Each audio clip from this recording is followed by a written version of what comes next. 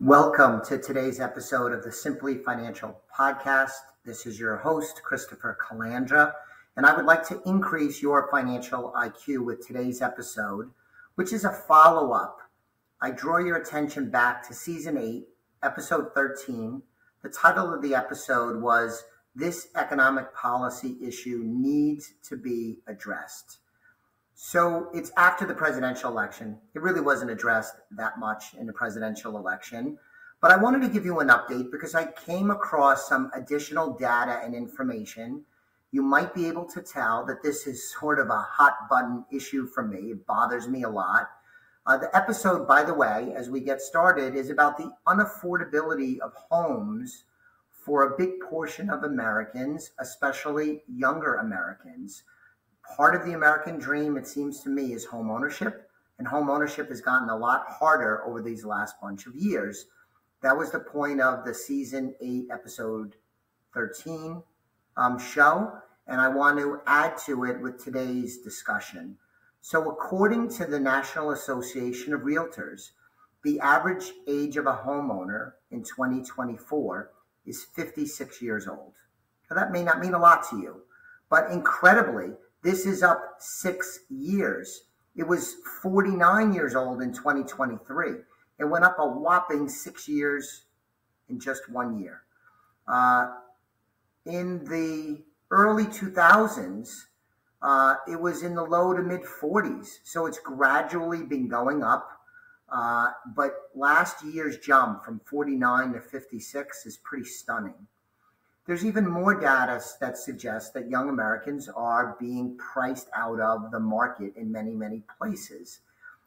So more data to support this thesis is as follows. The median age of first-time home buyers has gone up year over year from 35 to 38. So people are waiting longer and longer to buy their first homes. Now, we could debate whether that's because they want to wait or because it's an affordability issue. I think it's more often the latter. The share of first-time home buyers dropped from 32% to 24%. So we have less first-time home buyers in the marketplace. Again, there's probably lots of reason for this, but I think the most common one is affordability. This, by the way, this 24% share of first-time home buyers is the lowest share that the National Association of Realtors has ever seen, and they started keeping track of this way back in 1981. So we're in uncharted territory. So why is this happening? There's a lot of reasons, but I want to point to you, as I did in the last version of this rant, the median home price is now $435,000 or so in the United States. That's up 39% since 2020.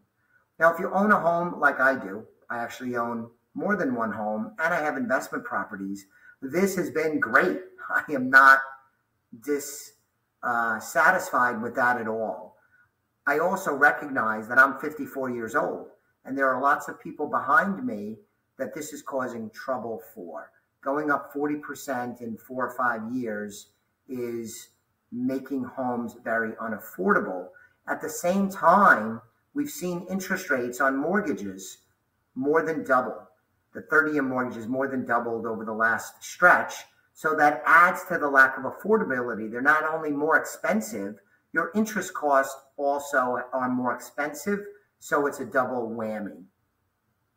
Young buyers and first-time buyers are also being outbid by older and wealthier buyers, it seems to me. This is up 20%, from 20% to 26% in the last year, where people buying with cash. So older individuals are buying, wealthier individuals are buying. They're competing with younger and first-time home buyers, and they have an advantage because they have cash. And that means that the share of those type of buyers in the marketplace continues to grow.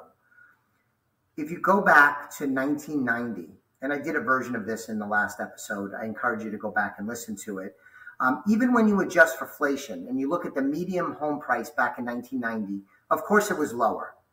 And it's higher now, and part of that increase is due to inflation. But even after economists and the National Association of Realtors adjust for inflation, homes are still 40% higher today than they were in 1990 after adjusting for inflation. Younger people's incomes, middle Americans' incomes, simply haven't kept pace, by and large, with the increase in home prices. Again, I'm a homeowner. That's good for me. That's good for my net worth statements. But I want to help, as a good American citizen, as a financial planner, help young people fulfill what I believe is part of the American dream, and to build wealth through home ownership and the paying down of mortgage over time. It's harder than I've ever seen over the course of my 33-year career. So I wanted to share this update with you, this new information. Pet peeve of mine, as you could probably tell. I don't have great solutions. I don't think there is any easy solutions, but it is something I want to make you aware of. I work, and the team here at Elliott Wealth Management works with a lot of younger individuals. And a lot of the work we do with them is to help them plan to get into a home. And it's harder than it's ever been, as I said. So thanks for listening today. I really appreciate it. Subscribe to the podcast if you haven't done so already.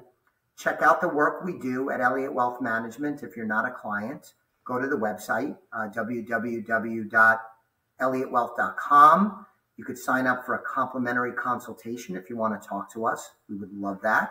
And I'll be back with you on the next episode of the Simply Financial Podcast very soon. Have a great day.